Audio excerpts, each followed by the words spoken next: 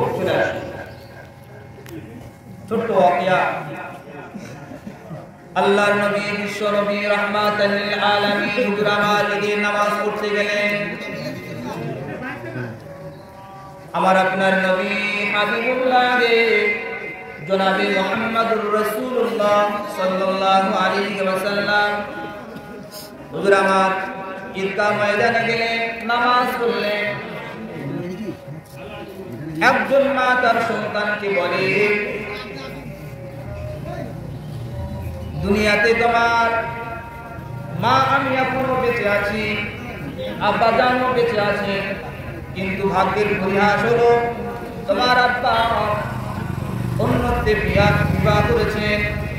পথে আমাদের দিকে বড় খেয়াল করেন না, আমাদেরকে দেখভাল করেন না। আজকে ঈদের দিনে, এই খুশির দিনে দয়ার নবী বিশ্ব নবী রাহমাতাল লিল আলামিন ওই পথ দিয়ে আসবে, এই পথে গিয়ে তুমি দাঁড়িয়ে থাকো।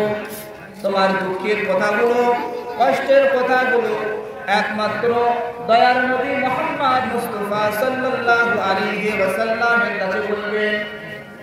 ছোট্ট ছেলে মা তাকে বলছে, দেখো আজকে আনন্দের দিনে, খুশির দিনে ইয়ার নাম মুহাম্মদ মুস্তাফা সাল্লাল্লাহু আলাইহি ওয়াসাল্লাম, তোমার এই কষ্টের কথাগুলো তাকে বলবে, সে কথা শুনবে। আল্লাহ নবী যখন নামাজ পড়ে আসছিলেন, ছোট্ট বাচ্চা ছেলে কান্নাকাটি করছে। আল্লাহ নবী দাঁড়ালেন, কথা বললেন, মনের কষ্টের কথাগুলো শুনলেন। আল্লাহ নবী বলেছিলেন, ফাতিমা আল-জাহরা রাদিয়াল্লাহু তাআলা আনহা তোমার ভুল হয়ে যায়, তাহলে তোমার কোনো কষ্ট থাকবে? ছোট্ট বাচ্চা ছেলে বলেছিল, আমার মুসিবত আছে।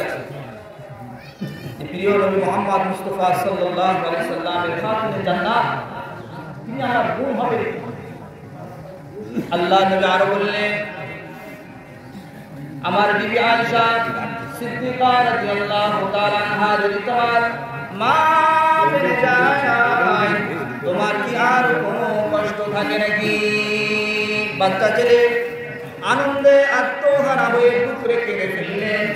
আল্লাহ নবীকে বললেন, ইয়া রাসূলুল্লাহ, ইয়া হাবিবাল্লাহ, আমার মনে আর কোনো কষ্ট নাই। আল্লাহ নবী বিশ্ব নবী ছোট্ট বাচ্চা ছেলেটাকে নিয়ে সাথে করে নিয়ে বাড়িতে রওনা দিলেন। বাড়িতে যাওয়ার পরে বিবি সাহেবাকে ডাক দিলেন, আয়েশা সিদ্দিকা রাদিয়াল্লাহু তাআলা আনহা, দেখো এই খুশির দিনে তোমার জন্য একটা উপহার নিয়ে এসেছি।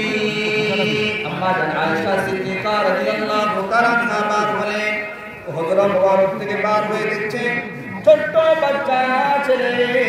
আল্লাহ নবী হাত ধরে আম্মা জান আয়েশা সিদ্দিকা রাদিয়াল্লাহু তাআলা আনহাকে বললেন, ও আয়েশা, এই বাচ্চাটাকে গোসল করিয়ে দাও, পোশাক পরিয়ে দাও, সুরমা আতর লাগিয়ে দাও।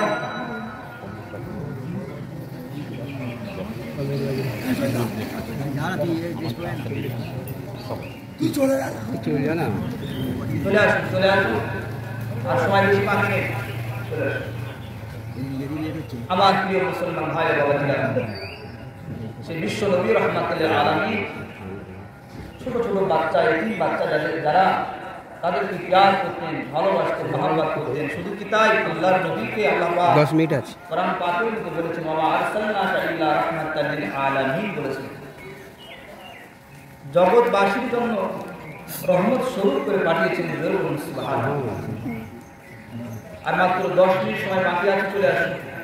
দেখুন, সংক্ষিপ্ত সময় নামাজের নিয়ম নীতিগুলো আমি বলবো, ভালো করে শুনুন। বছরে 2 ঈদের নামাজ, একটা ঈদুল ফিতরের নামাজ, একটা ঈদুল আজহার নামাজ। অধিকাংশ সময় আমরা এই নামাজগুলো নিয়ম নীতি ভুলে যাই। 6টা তকবীর, এক্সট্রা 6টা তকবীর দিতে হয়। 6টা তকবীর, 6টা তকবীর। এই 6টা তকবীর আপনি কিভাবে দেবেন?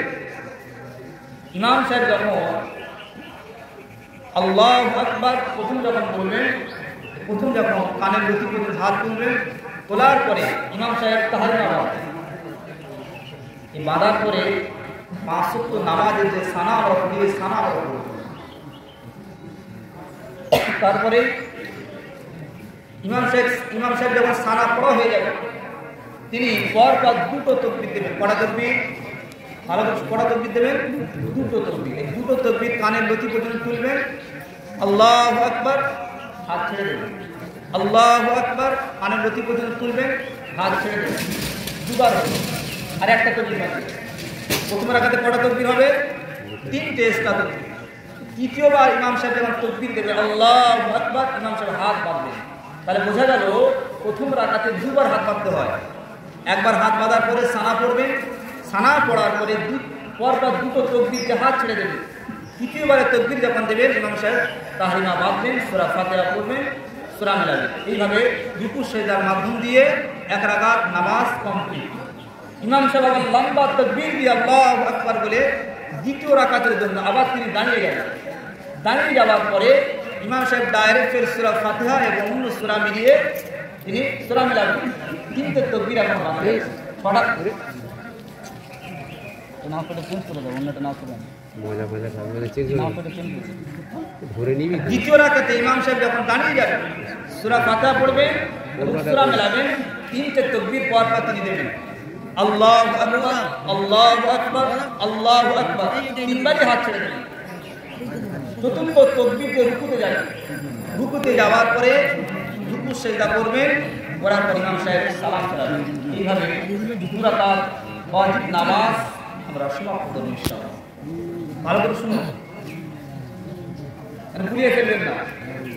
বছরে একবার নামাজ পড়বেন, নামাজ পড়তে এসে যদি আপনি ভুলিয়ে ফেলেন, জোগা খিচুড়ি করে দেন, তাই এর মতো হতভাগা কি আছে? দুটো ঈদের নামাজ, ঈদুল ফিতরের নামাজ, ঈদুল আজহার নামাজ।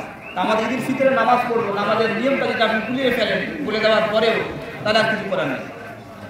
প্রথম যখন তাকবীর দেবেন ইমাম সাহেব আল্লাহু আকবার, তাহরিমা বাঁধবেন। তাহরিমা বাঁধার পরে সানা পড়বেন, নামাজের সানা আপনি পড়েন। তারপর ইমাম সাহেব পরপর দুটো তাকবীর দেবেন, আল্লাহু আকবার, আল্লাহু আকবার, হাত ছেড়ে দেবেন দুবার। তৃতীয়বারে তাকবীর দেবেন আল্লাহু আকবার বলে তাহরিমা বাঁধবেন। ইমাম সাহেব সূরা ফাতিহা পড়বেন, আপনারা চুপ থাকবেন, তারপর সূরা মেলাবেন। এইভাবে তিনি রুকু সিজদা করবেন। আর যারা অন্য আরো কিছু শাফি বা অন্য মাযহাবে যারা মানেন সূরা ফাতিহা পড়েন, সেটা কোনো অসুবিধা নেই। এইভাবে এক রাকাত কমপ্লিট হওয়ার পরে দ্বিতীয় রাকাতের জন্য ইমাম সাহেব দাঁড়িয়ে যাবেন, সূরা ফাতিহা পড়বেন, সূরা মেলাবেন। মেলানোর পরে পরপর তিনটে তাকবীর দেবেন, হাত ছেড়ে দেবেন, আল্লাহু আকবার, আল্লাহু আকবার, আল্লাহু আকবার, আল্লাহু আকবার। তিনবার তাকবীর দেওয়ার পর হাত ছেড়ে দেবেন। দেওয়ার পরে চতুর্থ তাকবীর দিয়ে রুকুতে যাবেন। রুকুতে যাওয়ার পরে রুকু সিজদা করবেন, করার পর দুটো রাকাত কমপ্লিট, সালাম দিয়ে দেবেন। এইভাবে আপনার নামাজ।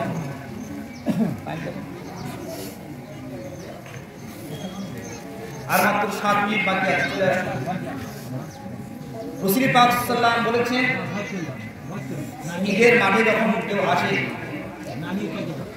আপনি এক পথ দিয়ে আসলেন, বাড়ি যাওয়ার পথে পথটা ছেড়ে অন্য পথ দিতে আপনি যায় সুন্নাহ বেরোন আসসালাম। এইভাবে চেষ্টা করবেন, যারা আসছেন এক পথ দিয়ে অন্য পথ দিয়ে বাড়িতে রওনা করার চেষ্টা করবেন, চলে আসুন। আর যারা ফিতরা দেননি, ফিতরা আদায় করে আসবেন। গরিব মিসকিন যারা আছেন তাদেরকে আপনারা ফিতরা 70 টাকা করে ফিতরা আছে, ধার্য করা হয় 70 টাকা। আপনি এক্সট্রাও দিতে পারেন, কোনো অসুবিধা নেই। 70 টাকা আপনি দিতে হবে, 70 টাকা করে ফিতরা আপনারা দেবেন।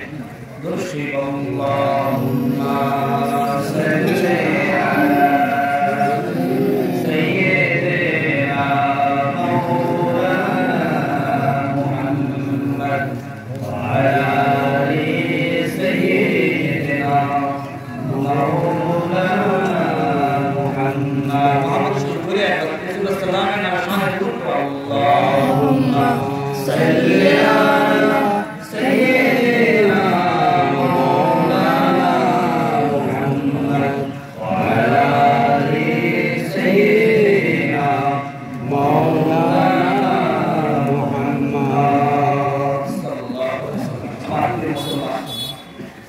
পূজাকে করবে, দাঁড়িয়ে করবে। দেখুন আজকের পরিবেশ এত সুন্দর লাগছে। এই পরিবেশটা যদি সারা বছর আমরা রাখতে পারতাম মসজিদের মধ্যে, আল্লাহ পাক খুশি হয়ে যেতেন। আল্লাহ পাক খুশি হয়ে যেতেন, এই বারাকাত দিয়ে ভরপুর করে দিতেন। আল্লাহ পাক তো চান আমার বান্দা এমন পরিবেশ তৈরি করে মসজিদের মধ্যে সারা বছর ভাবতে উল্লাস আমার মুসলমান এই পরিবেশকে আমরা ছেড়ে দিয়ে অন্য পরিবেশের মধ্যে আমরা সারা বছর 11 মাস আমরা থাকি আর একটা মাস রোজার মাসে আমাদের এই পরিবেশের মধ্যে আমরা সীমাবদ্ধ হয়ে যাই কিন্তু আল্লাহ পাক চান আমার বান্দারা এই সর্বক্ষণ